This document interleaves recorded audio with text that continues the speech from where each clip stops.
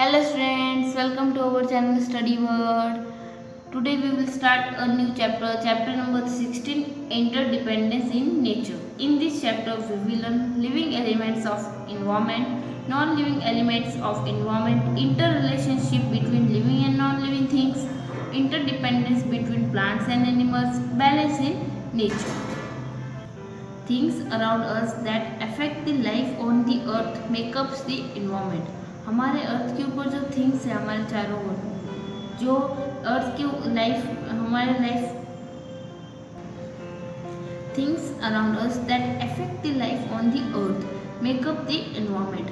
हमारे आसपास जो थिंग है जो अर्थ की लाइफ को अफेक्ट करती है, ये सब मिलकर एक एनवायरनमेंट बनाती है. The environment includes elements that can be broadly divided into two groups, living and non-living things. Environment में जो एलिमेंट्स होते हैं उन्हें हम ब्रॉडली दो ग्रुप्स में डिवाइड करते हैं. एक तो है लिविंग एंड दूसरा है non living. Living elements of environment, plants, animals and microorganism form the living elements of our environment. हमारे एनवायरमेंट का जो लिविंग एलिमेंट्स है वो हमारे प्लांट्स, एनिमल और माइक्रो ऑर्गेनिज्म मिलकर बनाते हैं. Non-living elements of environment, things such as air, water, soil, rocks and minerals, sunlight and warmth form the non-living elements of the environment. Things जैसे air, water, soil, rocks, sunlight, warmth ये सब मिलकर non-living elements बनाते हैं हमारे environment के. Interrelationship between living and non-living things. The living and non-living things in the environment depend on each other for their survival. हमारे environment में जो लिविंग और नॉन लिविंग थिंग्स है ये एक दूसरे पर डिपेंड है उनके सर्वाइवल के लिए. Living things require non living things such as air, water, soil, sunlight and warmth. Living things को नॉन लिविंग थिंग्स की जरूरत होती है जैसे एयर, वाटर, सॉइल, सनलाइट और warmth. Living things also depend on each other और living thing एक दूसरे के ऊपर भी डिपेंड होते हैं. Let us study how living things depend on different non-living things for their survival. अब हम ये स्टडी करेंगे कि कैसे लिविंग थिंग्स दूसरे अलग टाइप के नॉन लिविंग थिंग्स के ऊपर कैसे डिपेंड होते हैं अपने सर्वाइवल की. Living things need air. Plants and animals can not live without air. Plants और एनिमल एयर के बिना नहीं जी सकते. All plants and animal breathe in oxygen and breathe out carbon dioxide. सारे प्लांट्स और एनिमल्स ऑक्सीजन लेते हैं और कार्बन डाइऑक्साइड ब्रीथ आउट करते हैं यानी छोड़ते हैं. Plants use carbon dioxide and give out oxygen during photosynthesis. Photosynthesis के टाइम पे प्लांट्स कार्बन डाइऑक्साइड का यूज करते हैं और ऑक्सीजन को देते हैं. The seeds of some plants are dispersed by air. और कुछ प्लांट्स के सीड एयर की मदद से डिस्पर्स होते हैं. Living things need water. All plants and animals need water to carry out different processes in their life. सारे animals और प्लांट्स को वाटर की ज़रूरत होती है ताकि वो अपने लाइफ में डिफरेंट प्रोसेसेस को कर पाए. Digestion of food, transport of nutrients and excretion of waste material from the body can not take place without water.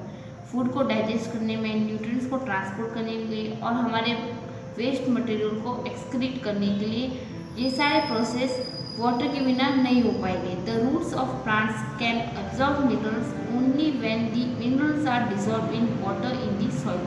हमारे प्लांट्स के जो रूट्स हैं मिनरल्स को तभी ऑब्जॉर्व कर पाएंगे जब वो वाटर के अंदर घुले हो, वो भी सॉइल के अंदर. And the seeds of many plants are also dispersed by water.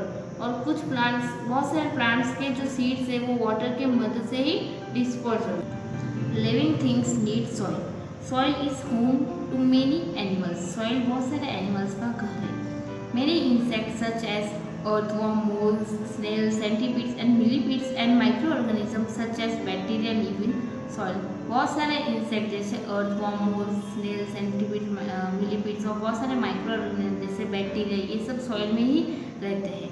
Rats and rabbits makes burrows in soil and use them as a home. Rats और रैबिट्स भी सॉइल के अंदर ब्यूरोज बनाते हैं और उसका यूज़ अपने घरों की तरह करते हैं. Plants need soil to grow. Plants को सॉइल की जरूरत होती है ताकि वो ग्रो कर पाए. Roots of plants absorb minerals and water from the soil. Plants के जो रूट होते हैं वो सॉइल में से मिनरल्स और वाटर को एब्जॉर्ब करते हैं. And the soil holds plants and trees in their place and provide them a place to grow. जो सॉइल है वो प्लांट्स और ट्रीज को होल्ड करके रखता है उस जगह पर और उसे उस जगह पर ग्रो करने में मदद करता है। Living things need the sun. Sunlight is the basic requirement of plants during photosynthesis. Photosynthesis के टाइम पे प्लांट की सबसे बेसिक रिक्वायरमेंट है sunlight. All animals, including human beings, depend on plants directly or indirectly for food. सारे animals, human beings भी plants के ऊपर depend होते हैं अपने खाने के लिए, डायरेक्टली और इनडायरेक्टली। नो प्लांट और animal can survive without food. कोई भी प्लांट या एनिमल फूड के बिना नहीं जी सकता। They need food to get energy for their life processes and in order to grow. उन्हें फूड की ज़रूरत होती है और ताकि उन्हें एनर्जी मिले अपने लाइफ प्रोसेसेस करने के लिए और ग्रो करने के लिए। All plants and animal needs warmth to live and grow. सारे प्लांट्स और एनिमल को गर्माहट चाहिए ताकि वो जी सके और ग्रो कर सके। We get this warmth from sun. और हमें ये गर्माहट सन से मिलती है। Interdependence between plants and animals. Animals depend on plant for food.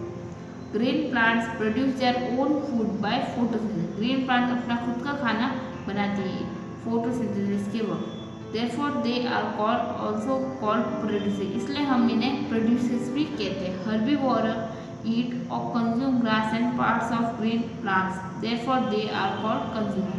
Herbivorous या तो प्लांट्स को खाते हैं या उनके कुछ पार्ट्स को कंज्यूम करते हैं, इसलिए हम इन्हें कंज्यूमर्स कहते हैं। Herbivores are eaten by carnivores. Carnivores herbivores को खाते हैं। Some carnivores in turn are eaten by other carnivores. कुछ कार्निवोरस को दूसरे कार्निवोरस ही खाते हैं। दस ऑल एनिमल्स डायरेक्टली और indirectly depend on green plants for their food. इसलिए सारे एनिमल्स डायरेक्टली या इनडायरेक्टली ग्रीन प्लांट्स पे ही डिपेंड होते हैं अपने फूड के लिए।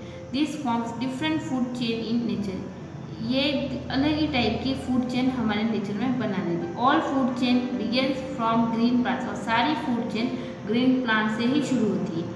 Animals depend upon plants for water. In desert it is very hard to find water. Desert में बहुत ही मुश्किल है वाटर को ढूंढना।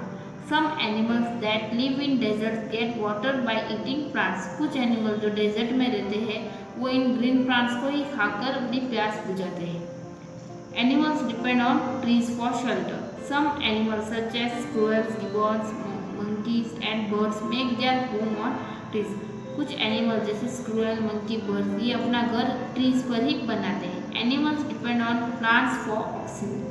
Plants give out oxygen during the process of photosynthesis. Plants oxygen देते हैं फोटोसिंथेसिस के वक्त। Animals use oxygen for breathing. और एनिमल्स इस ऑक्सीजन का यूज अपने ब्रीथिंग में करते हैं।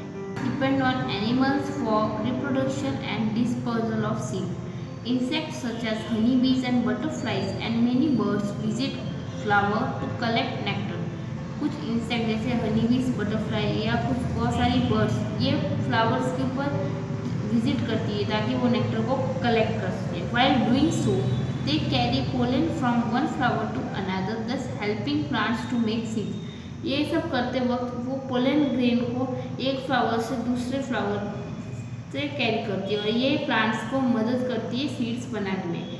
You already know how animals also help in disposal of seeds. और हमें ये पहले से पता है कि कैसे एनिमल्स भी मदद करते हैं सीड्स के डिस्पोजल में। Plants depend on animals for carbon dioxide. Animals breathe out carbon dioxide. Animals carbon dioxide को ब्रीथ आउट करते हैं, नहीं छोड़ते।